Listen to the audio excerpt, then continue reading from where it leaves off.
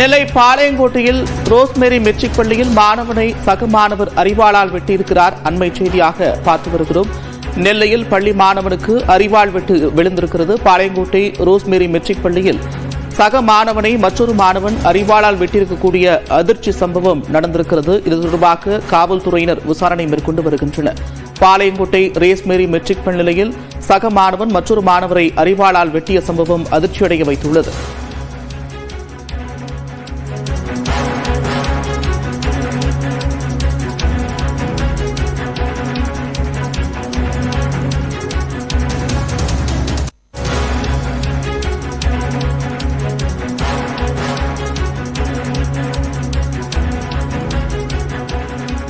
Nellai Palayamkottai rosemary matric பள்ளியில் மாணவனை அரிவாளால் வெட்டியிருக்கிறார் சக மாணவர். அண்மை செய்தியாக பார்த்து வருகிறோம்.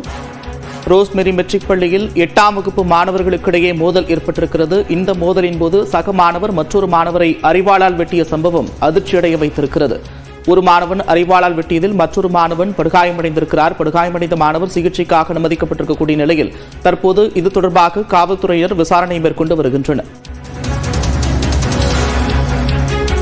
நெல்லை பாளையங்கோட்டை ரோஸ்மேரி மெட்ரிக் பள்ளியில் மாணவனை சக மாணவன் அரிவாளால் வெட்டிய அதிர்ச்சி சம்பவம் நிகழ்ந்திருக்கிறது. 8ஆம் வகுப்பு படிக்கும் மாணவர்களுக்கிடையே மோதல் போக்கு ஏற்பட்ட நிலையில் இதில் ஒரு மாணவன் மற்றொரு மாணவனை அரிவாளால் வெட்டியதில் அவர் படுகாயமடைந்து சிகிச்சை பெற்று வருகிறார்.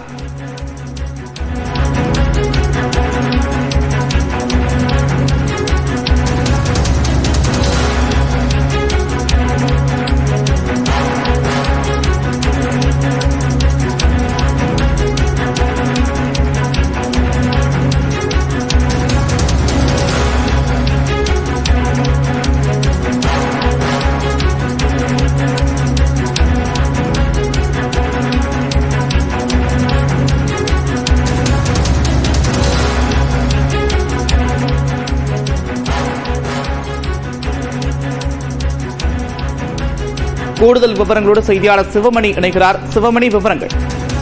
திருநெல்வேலி மாவட்டம் பாளையங்கோட்டையைச் சேர்ந்த ஒரு தனியார் பள்ளி, ரோஸ்மேரி மெட்ரிகுலேஷன் பள்ளி. இந்த பள்ளியினுடைய 8ஆம் வகுப்பு மாணவர்கள் அவர்கள் இருவரும் நண்பர்களாகவே இருந்திருக்கிறார்கள்.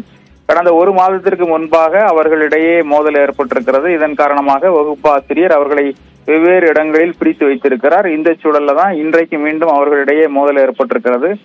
மோதல் ஏற்பட்டதை அடுத்து ஒரு மாணவன் மற்றொரு மாணவனை தான் கொண்டு வந்து அரிவாளால் வெட்டியிருக்கிறார். இதனால் அவருக்கு காயம் ஏற்பட்டிருக்கிறது. உடனடியாக சக மாணவர்கள் மற்றும் ஆசிரியர்கள் அருகில் இருக்கக்கூடிய தனியார் மருத்துவமனைக்கு அவரை அழைத்து சென்று அவருக்கு தற்போது சிகிச்சை அளிக்கப்பட்டு வருகிறது. அவருக்கு காயம்பட்ட இடங்களில் தற்போது தையல் போடப்பட்டு வருவதாக தகவல்கள் வெளியாகி இருக்கிறது.